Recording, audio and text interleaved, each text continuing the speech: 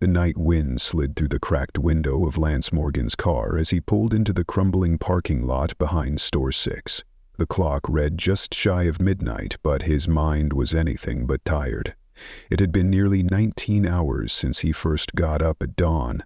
19 hours of boardroom meetings, sales forecasts, and back-to-back phone calls.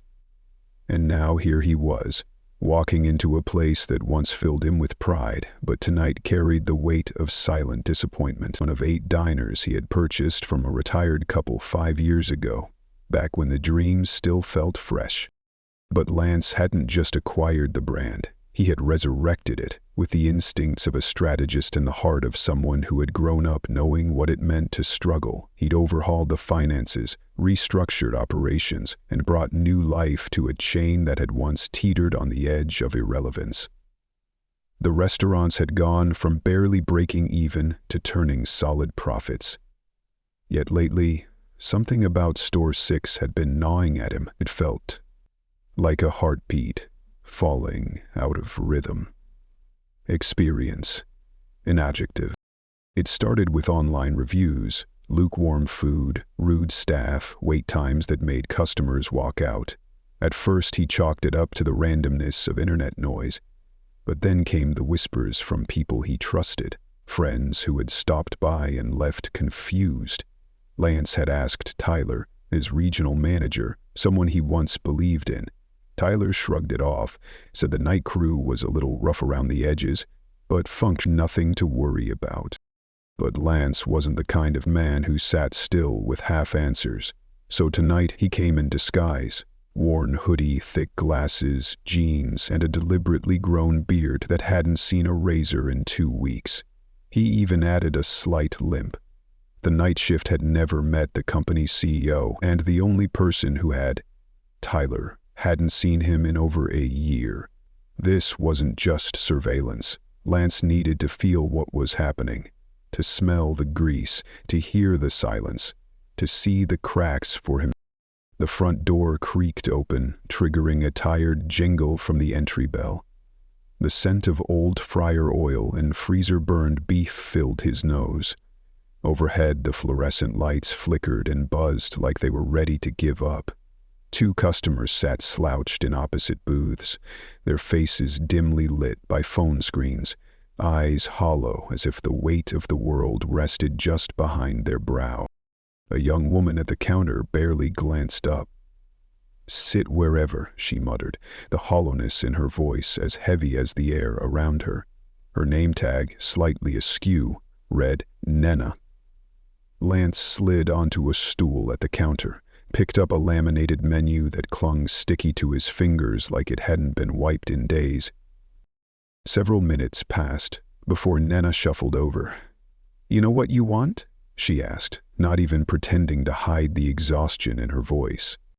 "Lack coffee," Lance said, eyes still on the kitchen window.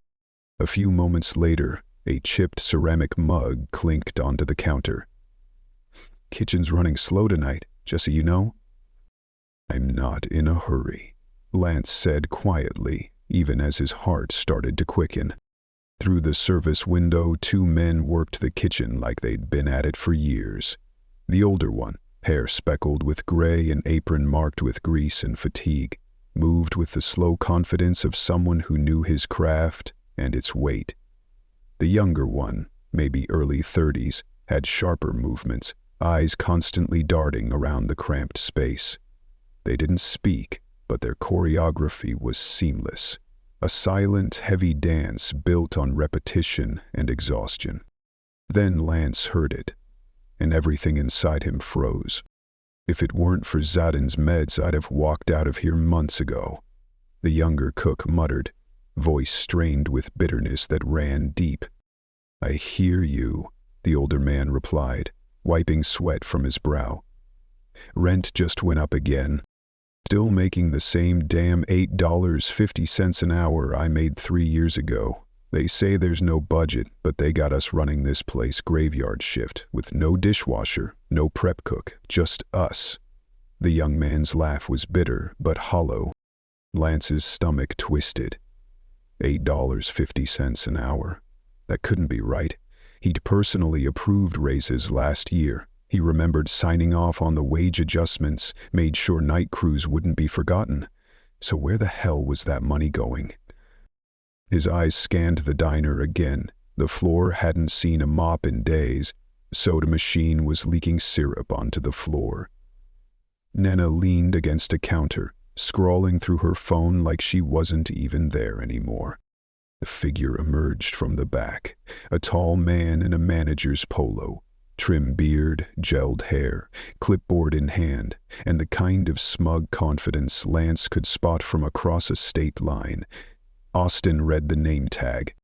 Austin glanced toward the kitchen window, voice sharp. "Pick it up back there. You're dragging tonight." The older cook didn't even look up, just kept scrubbing the flat top. Austin turned toward Nina. "You take your break yet?" "Not yet," she muttered. "Don't.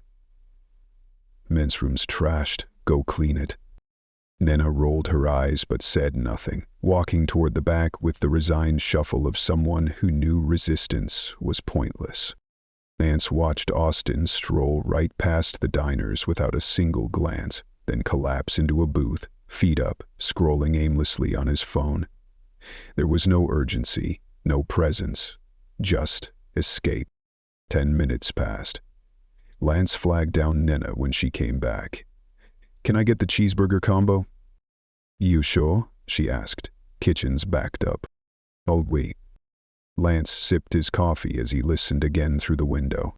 "I asked Austin last week about those raises corporate promised," the younger cook said, voice hushed. Said he'd look into it.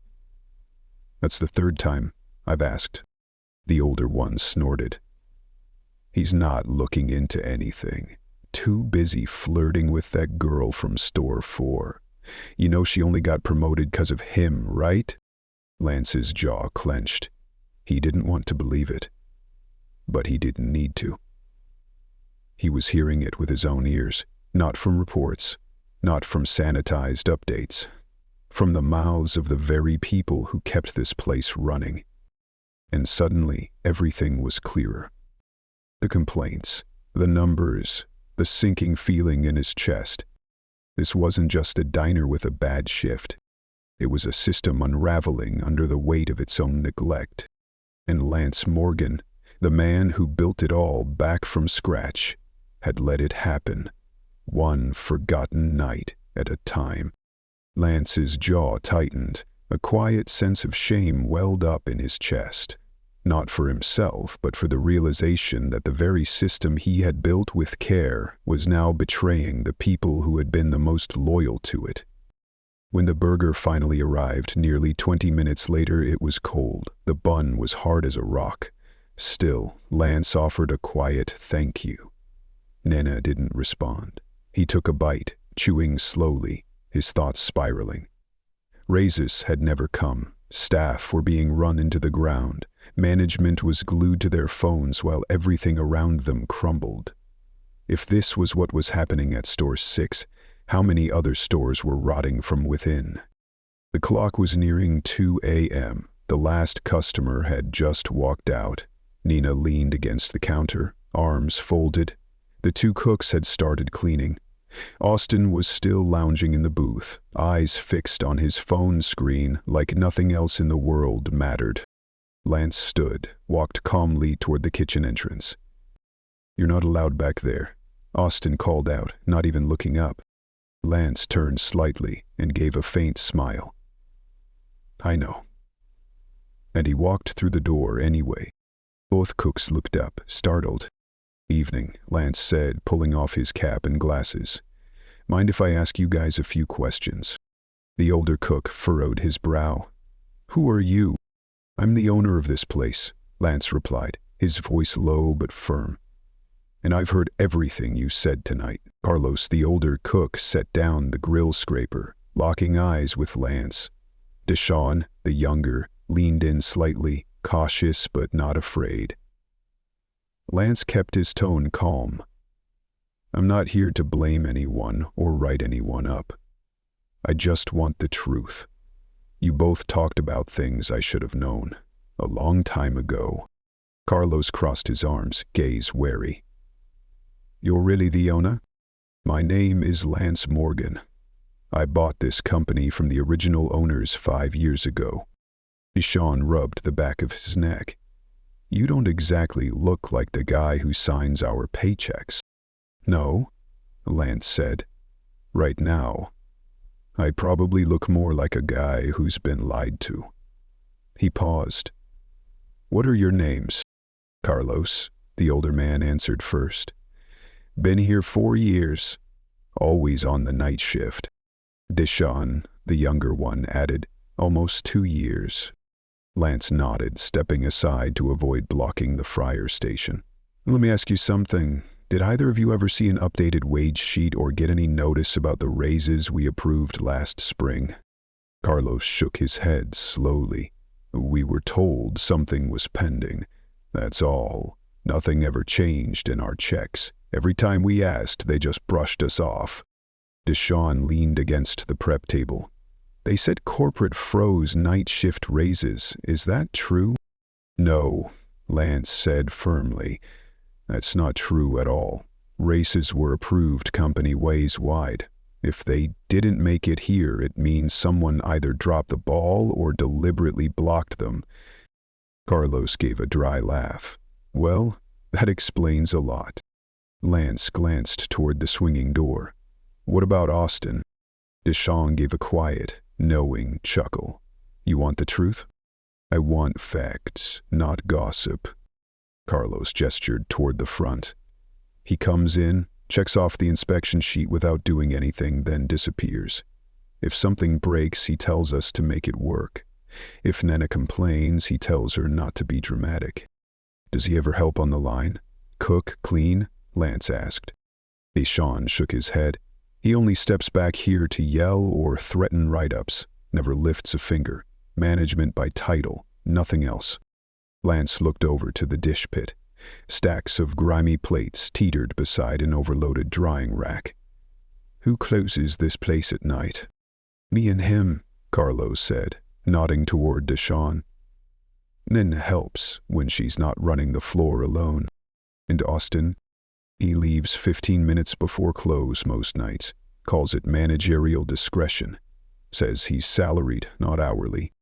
Lance exhaled slowly through his nose, frustration simmering just beneath the surface. "And what about Tyler? Do either of you see him?" Carlos rubbed his neck. "Maybe once every couple of months. Always during lunch shifts, never at night." Deshaun opened a drawer, pulled out a folded piece of paper. "This is the grease trap checklist. We've logged the same complaint for weeks. Drain keeps backing up. Still hasn't been touched." Lance took the sheet, scanning it line by line. Dates, issues, signatures. It was all neatly documented, and yet no one had followed up. "No one ever checked back in?" he asked. Carlo's voice was flat. "They said they'd log it into the system. That's their go-to line. Nothing ever comes of it." Just then the kitchen door creaked open. Nena stepped inside, eyes sharp with suspicion. "What's going on back here?" Lance turned. "It's okay. We're just talking." She studied his face. "So it's true. You're the owner?" Lance nodded. "Yes." She folded her arms and stepped in fully. "Then I've got a few things to say, too." Carlos and Deshaun stepped aside, giving her space. "First off," she began, "the POS system crashes at least twice a week. Sometimes customers get charged twice, sometimes not at all. We end up writing orders by hand. We've reported it, but nothing gets fixed." Lance nodded. "How long has that been happening?" "Since winter," she replied. "Management keeps saying they're working on it, but it's been months, no change." Dacian added quietly. "We even had a customer storm out, thought we were trying to scam him. Nah, had to cover the bill out of her own pocket." Lance's brows furrowed.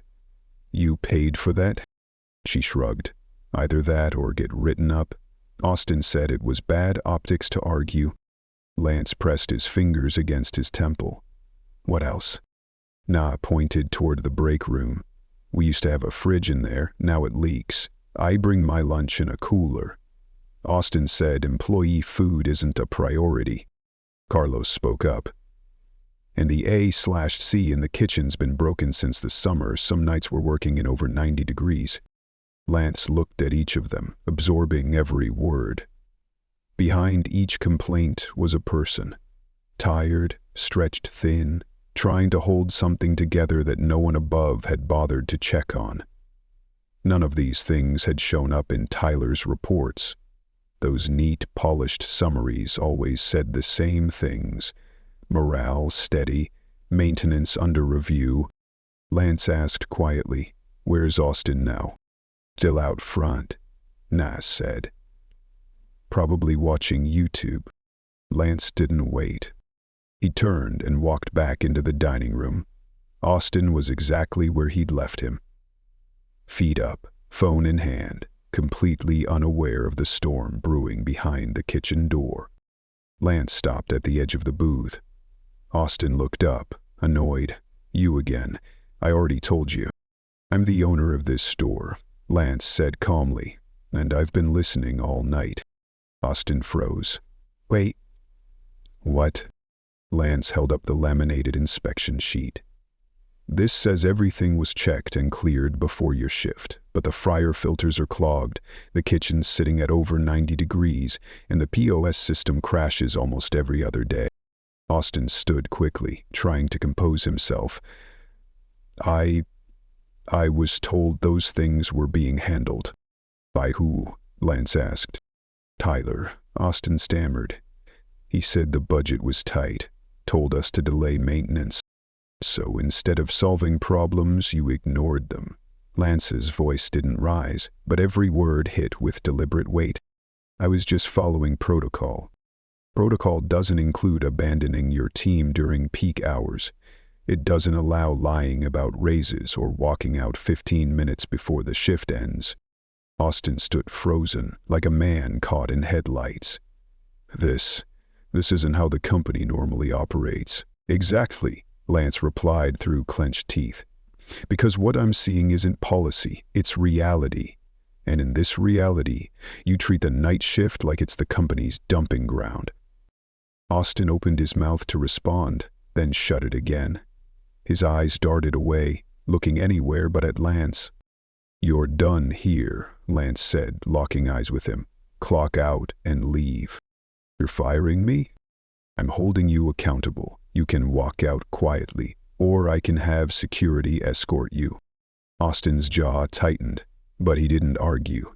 Shoulders stiff, he turned and walked away, leaving behind a job, a title, and a career that had just unraveled. From the kitchen doorway, Carlos, Na, and Deshawn watched in silence. Lance turned back to them. "Can the three of you close the store without him?" Carlos nodded. "We've been doing that for months." "Good. Tomorrow, I want all three of you here by noon. I'll be here too. We're going to have a real conversation about what needs to change, and you'll be paid for your time." Deshawn looked surprised. "You mean actually sit down and talk with you?" "I should have done it months ago," Lance said, steadying his voice. "This is where I start over, from the beginning, and no one gets left behind again." The next day at noon, the lights in Store 6 cast a soft, quiet glow across the dining area. The lunch crowd had thinned. A few customers sat near the windows, unaware that something meaningful was taking place behind the kitchen door. Lance had turned off the background music and closed the kitchen for an hour. A handwritten sign on the front window read, "Temporarily closed for staff meeting. Thank you for your patience." Carlos, Deshawn, and Na sat at a corner booth, still in uniform. Paper coffee cups sat cooling on the table, untouched. Lance stood across from them, holding a pale yellow folder clipped neatly at the top with a single paper fastener. "I want to start by saying this isn't a performance review," Lance said, his voice calm but clear. "I'm not here to give orders, I'm here to listen." Carlos leaned forward, arms on the table. "So then what happens next?" "Eyes." "That depends on what you tell me." Lance placed the folder down but didn't open it. I've gone over the reports, payroll and internal logs, but none of that explains why maintenance requests were ignored for 3 straight months, or why employees had to buy their own cleaning supplies. I need to hear it from the people living it every day. Deshawn scratched his jaw lightly. You want a list? I could give you one long enough to last all day. The lab. I don't want a list, Lance said. I want stories. Moments that made you want to walk out, or made you stay. Nah glanced down at her hands. Her nails were chipped, grease still faint under her fingertips. Last month, I asked to take a Friday off to visit my sister in the hospital. Austin told me it was a bad look to ask for time off when we're short-staffed over nonsense, that's what he called it. I stayed, but I didn't forget. Carlos nodded slowly. I had to buy my own gloves to clean the fryer. The ones they gave us tore the second you touched the basket. I told Austin. He said the shipment was delayed. A few days later, I saw unopened boxes stacked in the supply closet.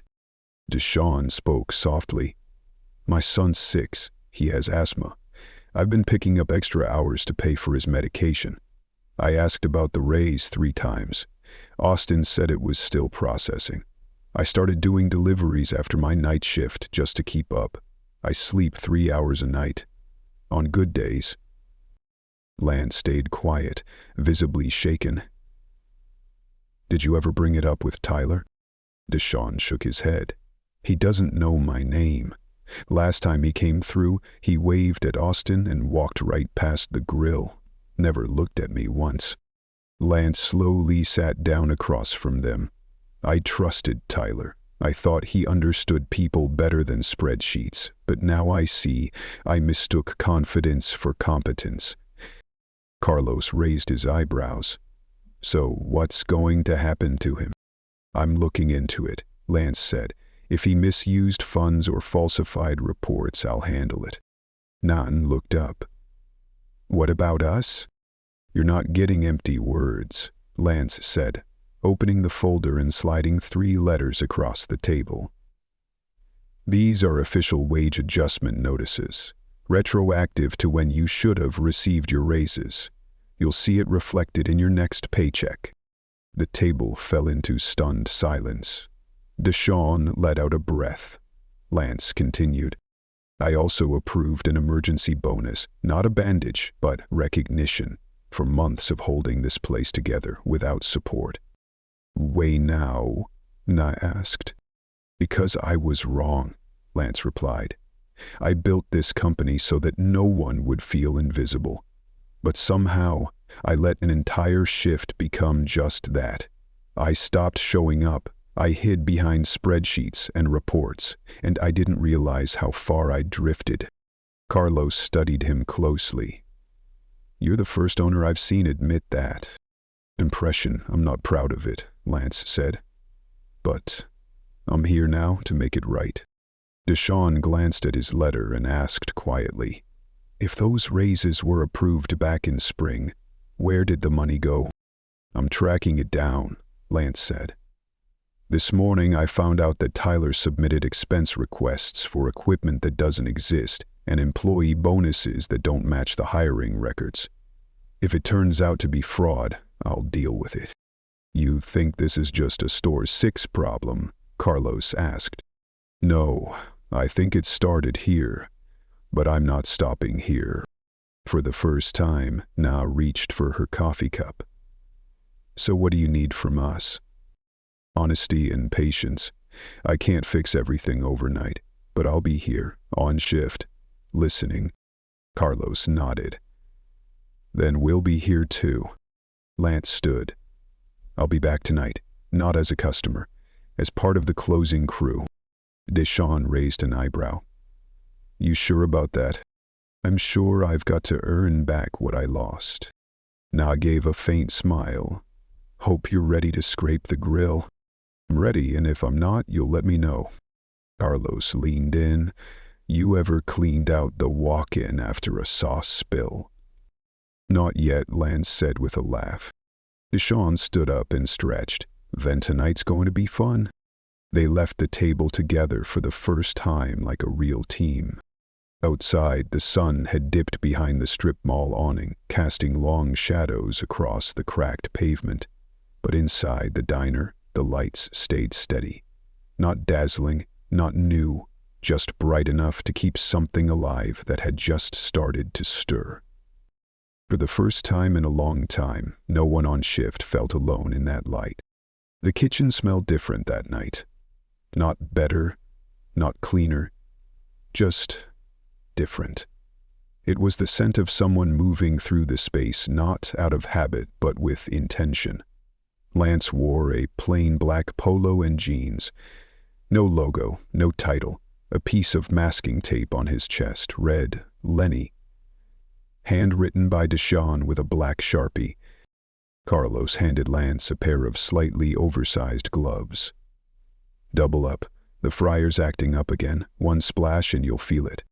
Lance nodded, slipped on a second pair and adjusted the cups. Na was already at the register counting the drawer. She didn't say anything. No one did.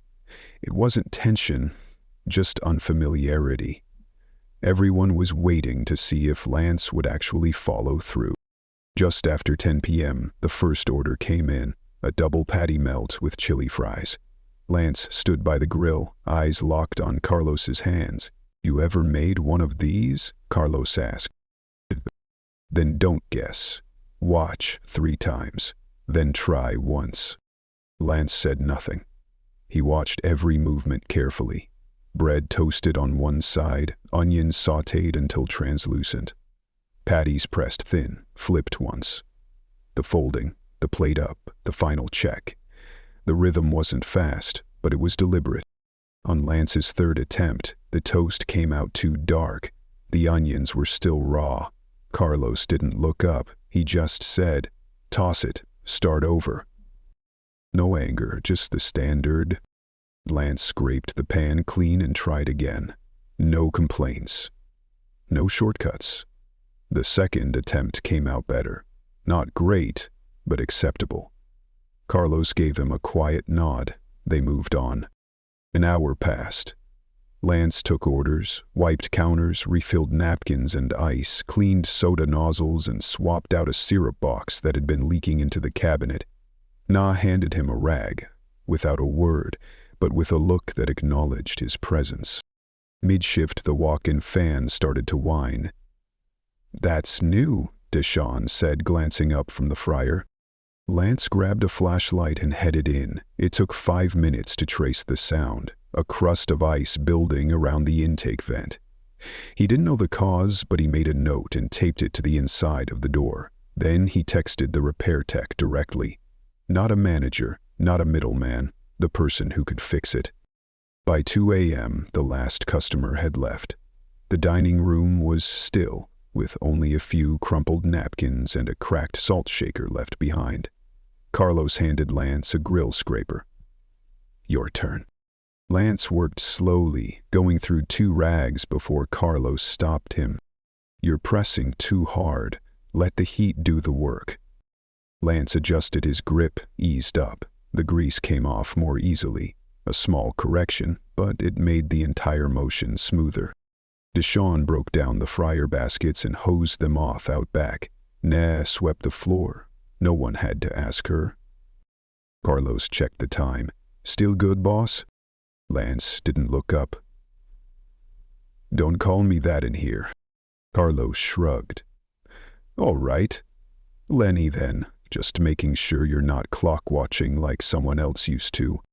I didn't come here to leave early." "Good," Carlos said, "because you're not done yet." They worked another hour. Lance scrubbed the walk-in cooler's door gasket. Nat showed him how to reset the receipt printer without jamming it. By the time the sun rose above the gas station next door, the diner was cleaner than it had been in months.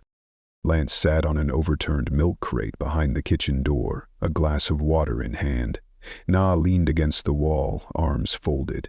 Deshawn stood near the dish pit, drying his hands. Carlos stretched his back with a quiet groan. "You're slower than I expected," Carlos said without judgment. "I knew I would be," Lance replied. Deshaun chuckled. You're lucky we didn't make you mop.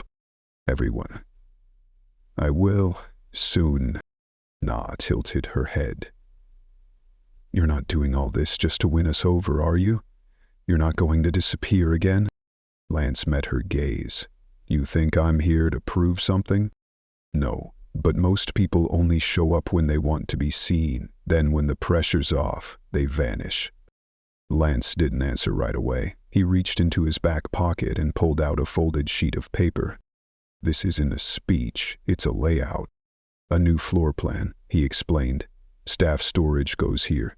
Break room moves next to the cooler, opens up space for a proper prep line. We add a second fryer and upgrade the exhaust so the heat doesn't choke the kitchen.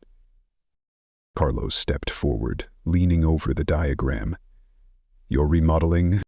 No, Lance said. I'm rebuilding. Deshaun raised an eyebrow.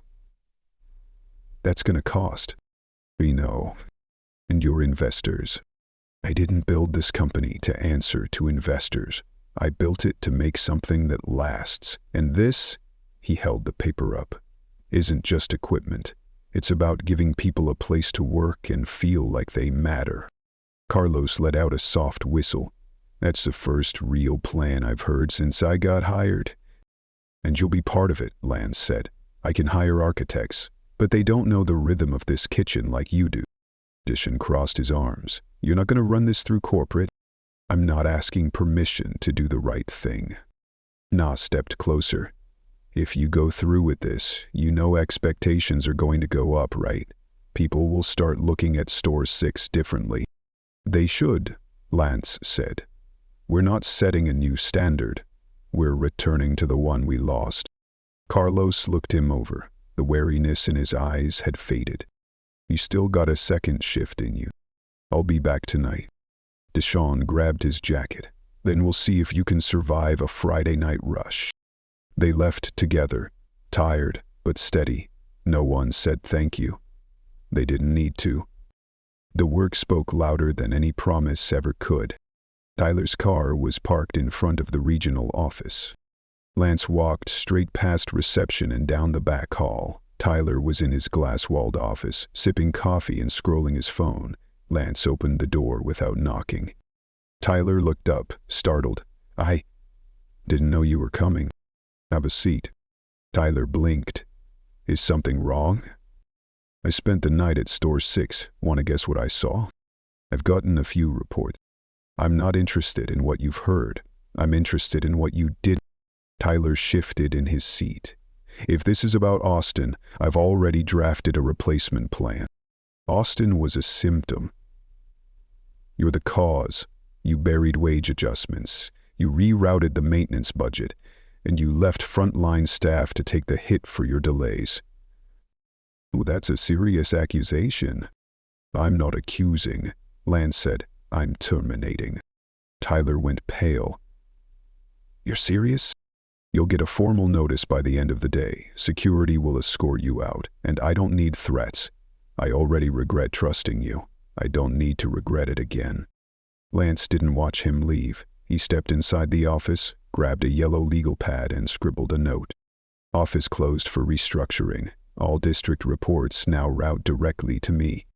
He taped it to the door, then walked out. Back at Store 6, the kitchen moved faster. Na took orders without glancing at the clock. Carlos cracked jokes about the new mop heads. Deshaun handed Lance a better-fitting pair of gloves. The rhythm wasn't perfect, but it was real. And when the last ticket was cleared, no one rushed to the door. They stayed, leaning on counters, sharing small stories. Nothing big. Just a shift that felt whole, honest. Lance stayed too, not to supervise, to work.